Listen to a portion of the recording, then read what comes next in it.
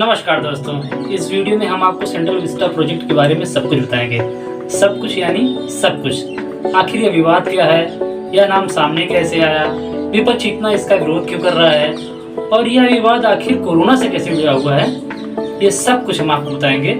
लेकिन उससे पहले दोस्तों, अगर ये वीडियो आपको पसंद आए तो उसको लाइक करना और चैनल को सब्सक्राइब करना मत भूलना। चलते हैं दोस्तों वीडियो की तरफ। सेंट्रल विस्टा विवाद को समझने के लिए सबसे पहले ये जानना जरूरी है कि आखिर सेंट्रल विस्टा है क्या।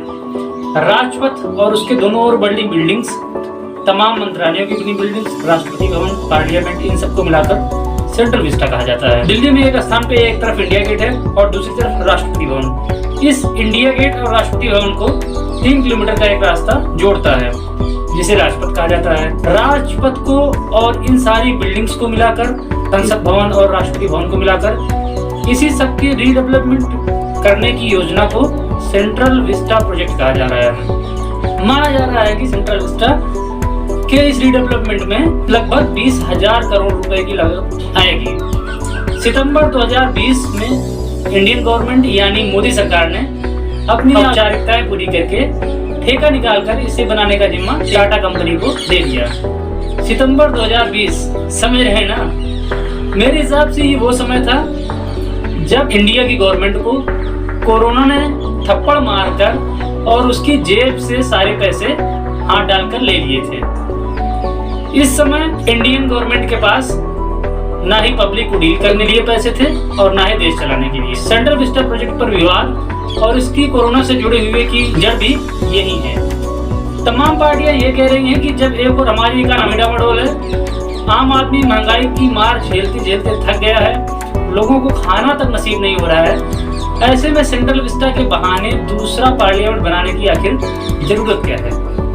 सरकार इसको बनाने का कुछ बेहद इंपॉर्टेंट वजह बताते हुए ये कहा कि कुछ बिल्डिंग्स तो लगभग 50 साल पुरानी है और कुछ तो लगभग 100 साल पुरानी है और यहाँ पर जो जगह है उसका पूरी तरह से इस्तेमाल नहीं किया गया है। इसका मतलब ये है कि वो 2021 इंफ्रास्ट्रक्चर के हिसाब से नहीं है, यानी फ्लोर कम है और उनकी कैपेसिटी कम है।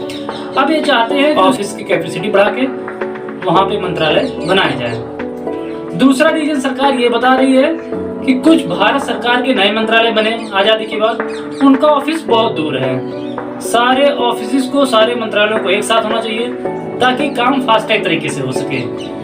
ऐसे में उनको एक साथ लाना जरूरी है और इसलिए उनको राजपथ के दोनों ओर शिफ्ट किया जाएगा। सरकार इस बात का भी हवाला दे रही है कि पहले की तुलना में एम्प्लॉयज की संख्या अब काफी बढ़ गई है, एडजस्टमेंट में प्रॉब्लम आ रही है। तो मोदी जी, एम्प्लॉयज कहाँ बढ़ा रहे हैं आप? एम्प्लॉयज तो कांग्रेस गवर्नमेंट के बढ़े हुए हैं, आप तो घटाने पे लगे हुए हैं ना। कोई ना, 2-4 साल में फिट हो जाएंगे। आपको कुछ भी बनवाने की जरूरत नहीं है इनके लिए। अगर जरूरत है तो सिर्फ एक बार और आपकी सरकार 5 साल के लिए बन जाए, फिर तो ऑफिस में जितनी जगह है उतने एम्प्लॉय बचेंगे। जब सेंट्रल विस्टा वाद विवाद में फंसा तो सुप्रीम कोर्ट भी पहुंचा।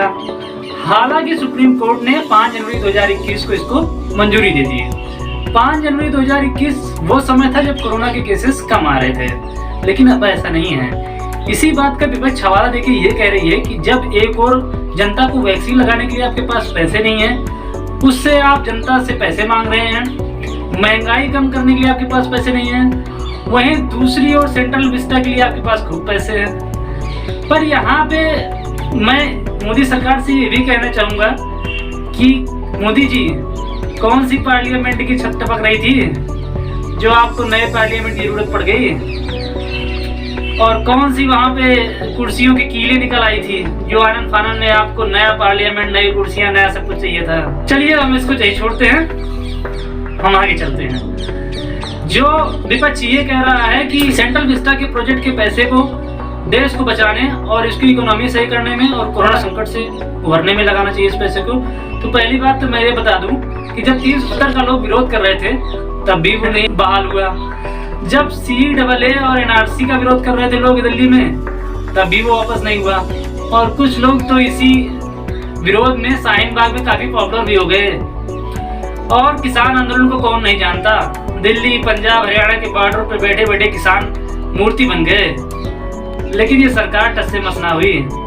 तो आप तो ये भूल जाओ कि आपके कहने पर सरकार इस सेंट्रल विस्टा को रोक देगी। यहाँ मैं ये भी बताना चाहूँगा कि ये चीज़ अब टाटा को इसका ठेका दिया जा चुका है और इसको कंटिन्यू टाटा कर रही है।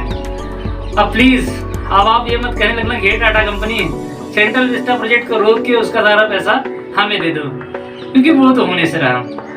चलिए चलते हैं दोस्तों, इस वीडियो में इतना ही, मिलते हैं नेक्स्ट वीडियो में। तो